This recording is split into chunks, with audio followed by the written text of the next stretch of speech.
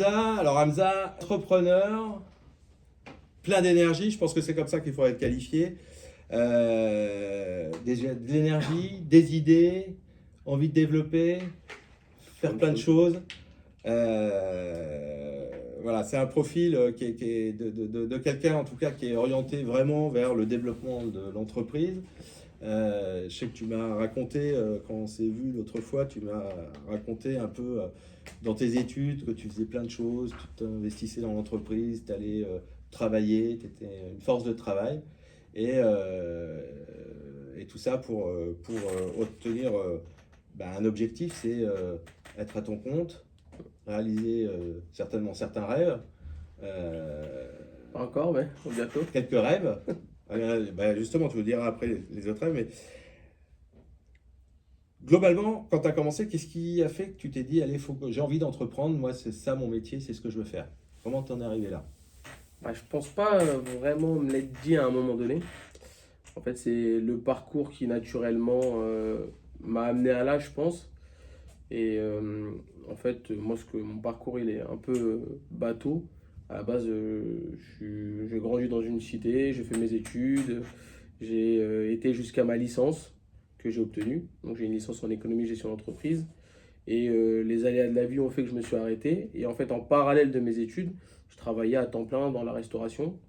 Et j'avais cette opportunité-là de rester dans un restaurant et puis évoluer. Donc, c'est le restaurant que j'ai repris aujourd'hui, 8 ans plus tard.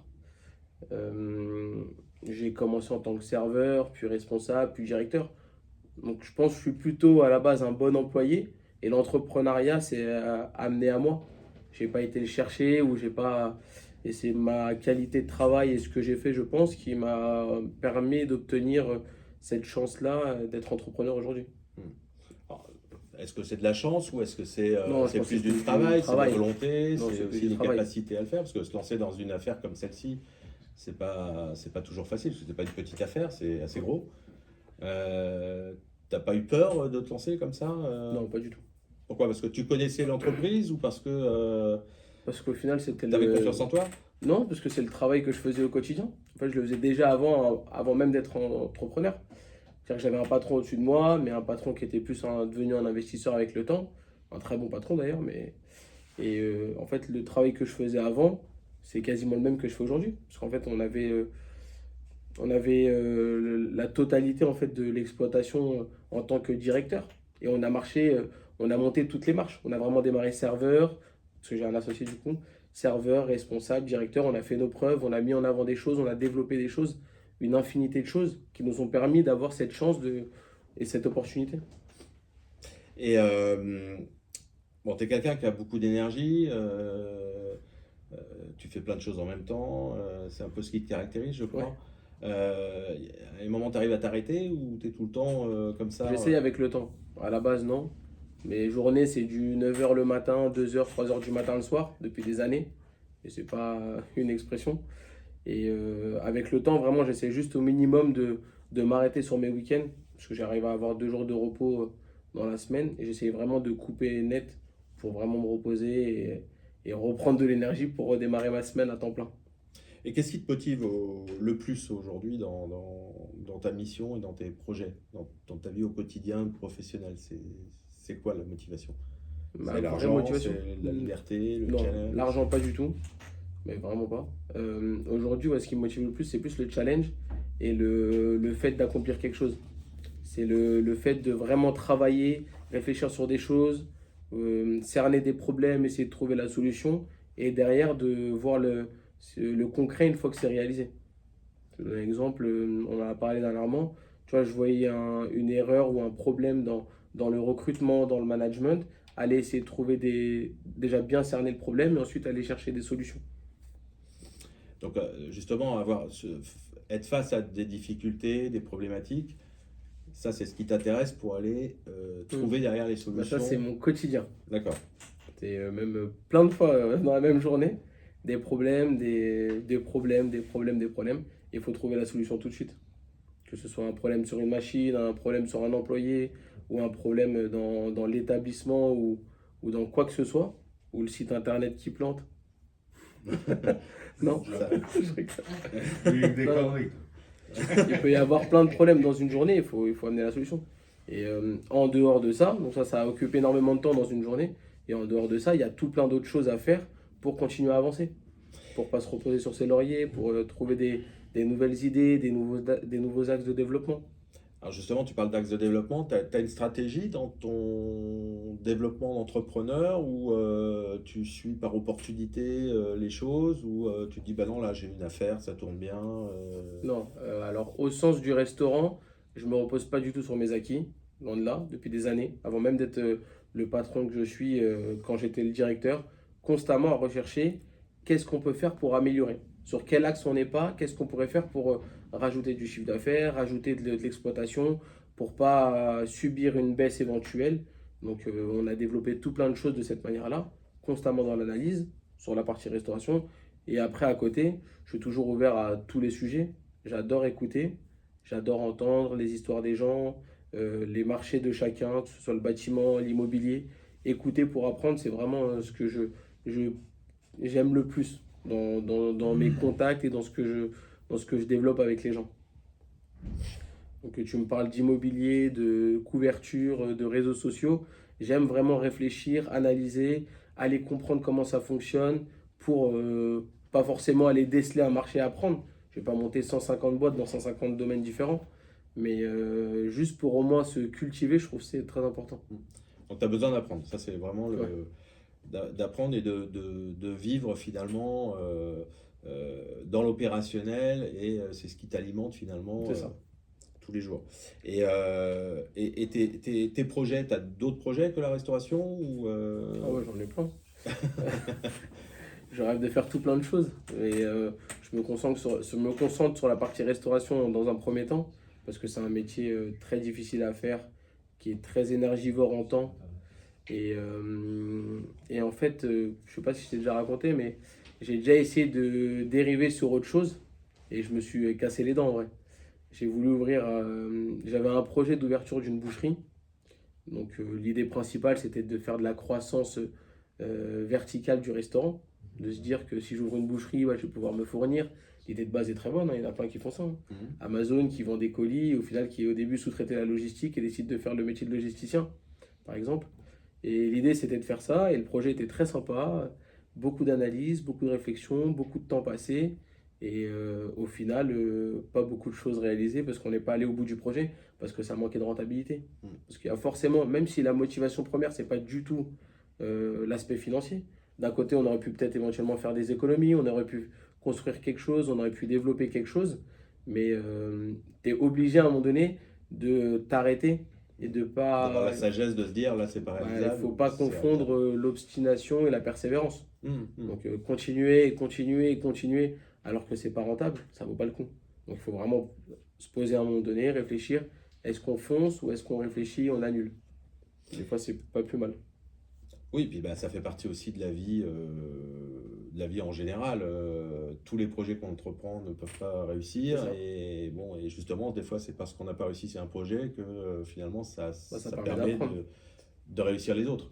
Mm. Donc, vaut mieux des fois se Non casser mais la c'est dent. important. Non mais c'est Ouais, important. Je pense même que pour avoir un bon parcours d'entrepreneur, il faut à un moment donné chuter. Parce que ça apprend énormément de choses. Tu peux pas arriver et constamment lancer un projet, peu importe n'importe quel métier. Ça marche, ça marche, ça marche. Et à un moment donné, si t'arrives pas, enfin si tu vas pas chuter, ou chuter, ça veut pas dire monter une boîte et faire et perdre des millions, mais même juste lancer une idée ou essayer de faire quelque chose et te manger un râteau ou quelque chose qui va te freiner et tu vas te dire, oh non, finalement, ouais, là, c'était une mauvaise idée. Ça permet aussi d'avoir une autre réflexion après sur toutes les autres choses. mm, Là, mm. du coup, maintenant, je me pose beaucoup plus, j'analyse beaucoup plus, je réfléchis beaucoup plus. Et vraiment, je passe des heures et des heures avant d'aller chercher à concrétiser ou avant même de commencer à dépenser de l'argent. Mm. Oui, c'est travailler sur la raison avant de travailler sur le côté sensible ou Mm, envie de c'est faire ça. quelque chose. Alors justement, si tu devais donner un conseil à un entrepreneur qui voudrait se lancer, qui n'a jamais créé d'entreprise et qui se dit, bah tiens, bah, j'ai envie d'être patron de boîte et je veux lancer un projet, j'y crois, tu lui conseillerais quoi? Alors, je lui redonnerai le conseil qu'on m'a donné un jour de bien réfléchir avant de se lancer parce qu'il faut se rendre compte de ce que c'est que l'entrepreneuriat. Quand on est plombier, on ne peut pas monter une boîte de plomberie. Quand on est serveur dans un restaurant, on ne peut pas monter un restaurant. Quand on est couvreur, on ne peut pas monter une boîte de couverture. Parce que dans tous ces métiers-là, en fait, il n'y a jamais que le métier de ce qu'on fait, l'activité principale. Tu as toujours une infinité de choses où quand tu es un employé, tu ne te rends pas du tout compte.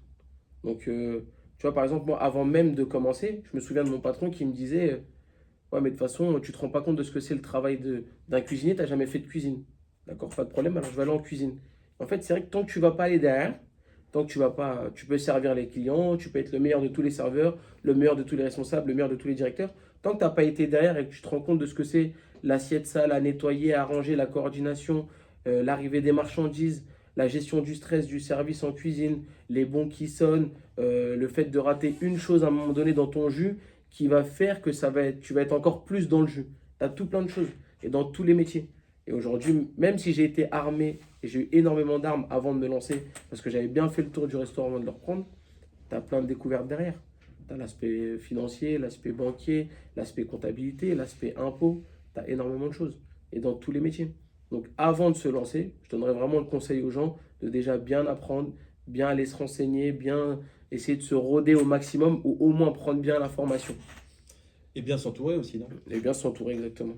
Avoir un bon comptable, un bon avocat, des bons amis, et voilà. Et puis l'autre chose aussi, bien s'entourer tout court, ouais. Même sur la clientèle, même sur les fournisseurs, sur un global. C'est très important.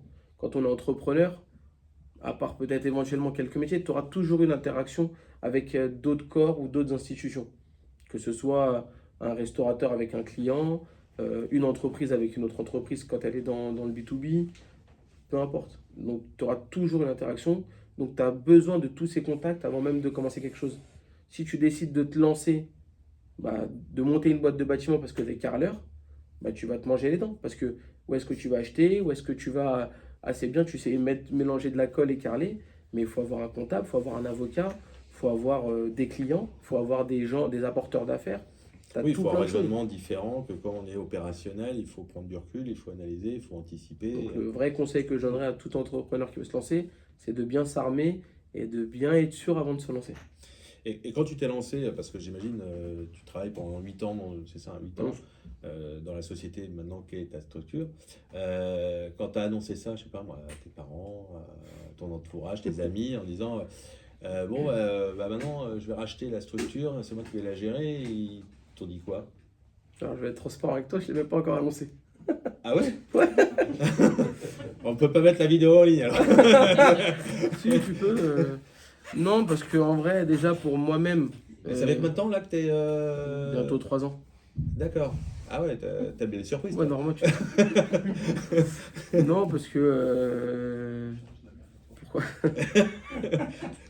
pourquoi je ne l'ai pas annoncé? Parce qu'en vrai, pourquoi l'annoncer? C'est quoi le but de le dire? En fait, je continue mon petit train-train, je continue à faire ma vie. J'ai même pas fait cette marche psychologiquement de me dire je suis devenu patron.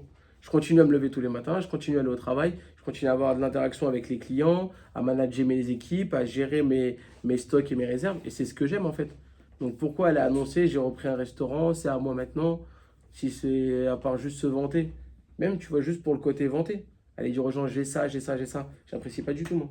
J'aime bien avoir mon côté un peu modeste, garder mon petit bagage à la maison comme il faut, bien rangé, et pour pas dire ça à tout le monde, quoi. Ah, Le plus proche, la famille, c'est pas tout le monde. oui, oui, oui, je sais pas, je l'ai pas, je l'ai pas annoncé. Ta femme, elle est au courant? Si, ma femme, elle Ah le bon, sait. Non, mais ma mère, par exemple, elle le sait pas. oh là là. Elle pense que je gère un Tiens, restaurant. tu vas prendre cher quand tu vas lui dire. Hein. Peut-être je vais appeler un hacker là, pour pas faire voir la vidéo.